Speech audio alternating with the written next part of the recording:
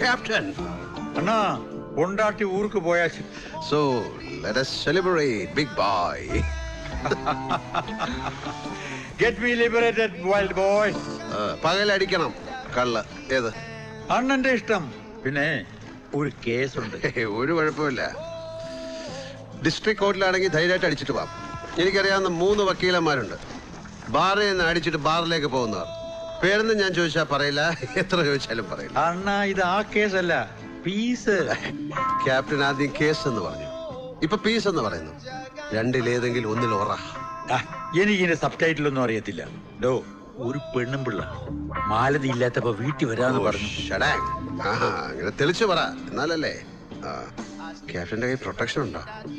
എടോ ഇതുപോലെ സംസാരിക്കുന്നതിന്